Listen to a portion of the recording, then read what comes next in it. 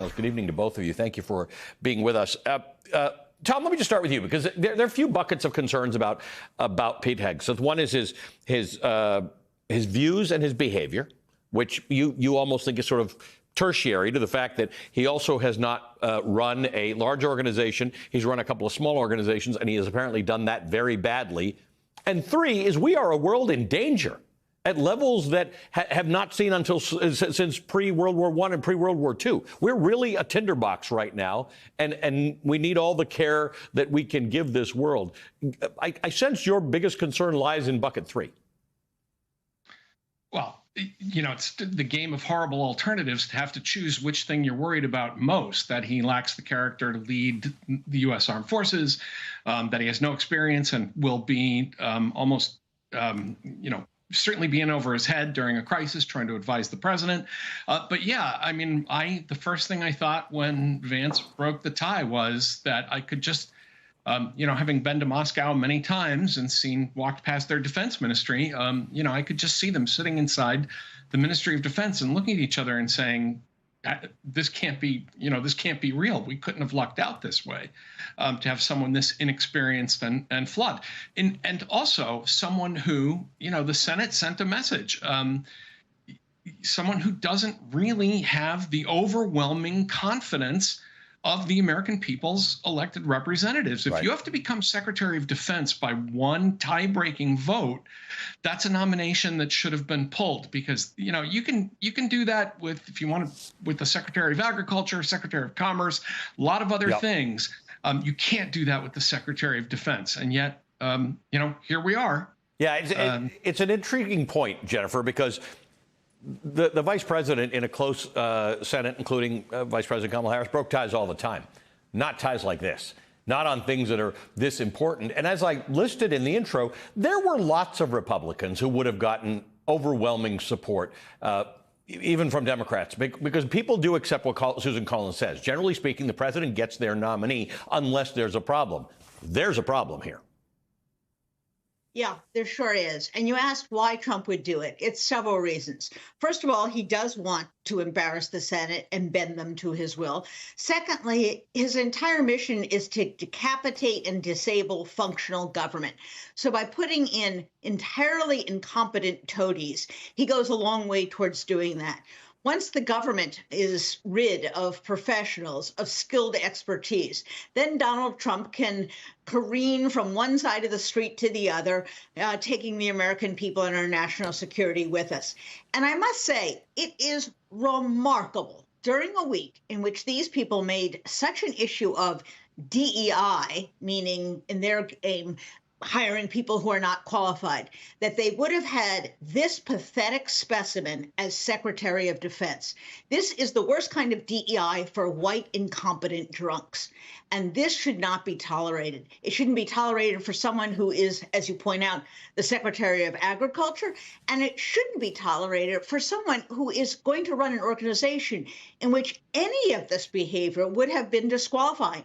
You cannot be in the military and be a drunk. You cannot be in the military, be an officer, and be guilty of, for example, disloyalty to one's spouse. You cannot be in the military and miscarry and misappropriate funds. All of this is disqualifying. So what does this send as a message down the troops? It's anything goes, so long as you're a loyalist to Trump will accept any kind of behavior. And so what will happen is the good people will leave at the end of their service. The bad people will rise up.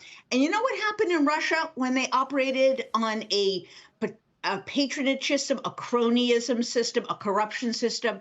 They got a military that is getting their ass kicked in Ukraine. And that's what happens when a military becomes corrupted. They become weak, they become ineffective, and the national security of their country suffers. So just for the record, Pete Hegseth himself has denied drunkenness and misappropriation of funds. He has said, however, if he is made defense secretary, he's going to give up drinking. Worth keeping an eye on that space. Tom Nichols, Jen Rubin talks about the good people leaving and the bad people staying. The good news, or maybe the hope, and I think I tried this with you a week ago, and you didn't bite, is that there are a lot of good senior people in the military who 20, 25, 30, 35 years ago made a commitment to risk their lives for the safety of this country who might not roll over for a Pete Hegseth or a Donald Trump. What's your sense of that? Yeah, look, I think you're going to have two things happening. I've said for years that Donald Trump is the patron saint of the third string. He is the person who takes people who normally wouldn't be qualified for anything. He elevates them to remarkable heights. That's going to happen it's happened at the very top of the DOD, and it's going to happen in DOD staffing. And sure, I'm going to guess that there will be people in the DOD who are going to decide that, this is a good time to leave federal service. I still believe, and again, from years of teaching officers in the really magnificent professionalism of the U.S. Officer Corps, that I think is going to keep a lot of people doing the best job they can do, regardless of who's at the top, either of the Pentagon or in the White House. That is their apolitical code of service, and thank God for it.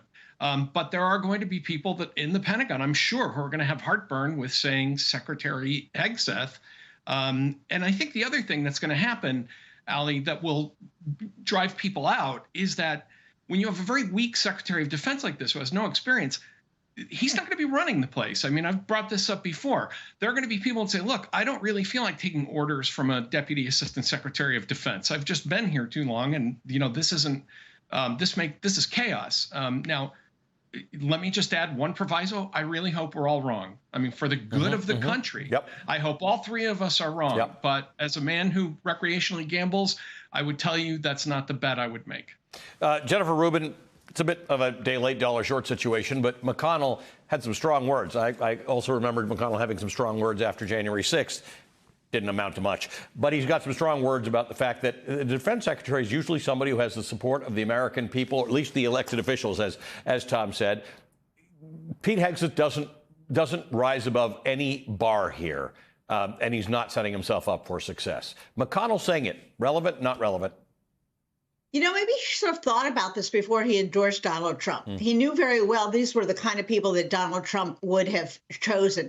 So maybe he should have thought back to that impeachment trial. Maybe he should have thought back to the election. Maybe he should have spoken up once in his career for the good of the country.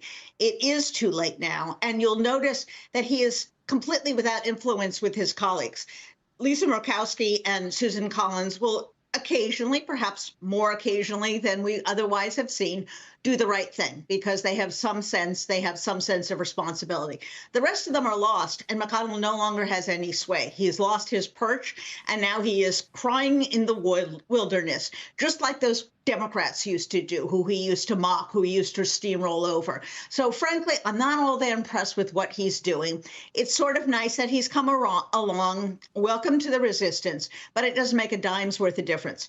And it would be very nice if he would go back and do some mea culpas and talk to some of his colleagues about the danger they have now taken on themselves. Every screw up, every scandal, every casualty, every mismanagement in the Pentagon, they own because they voted for this guy, knowing he was an incompetent fool. And McConnell might want to put them, up to that, might remind them of this. What I would say is this: the only good thing about this is maybe some of them will think twice and three times about confirming even more ridiculous nominees like Tulsi Gabbard or Kash Patel. Guys, you don't want to vote against all of them. Just pick one of them to knock out. Pick just one. Maybe Tulsi Gabbard, who's the Assad stooge. I haven't had a whole lot of surprises to the upside this week, Jennifer. But hey, you know what? I'll take them. Next week's a new week. We'll see what happens. Thanks to both of you. Great to see you both, Jennifer Rubin and Tom Nichols. Thanks very much for being with us on this on an eventful night.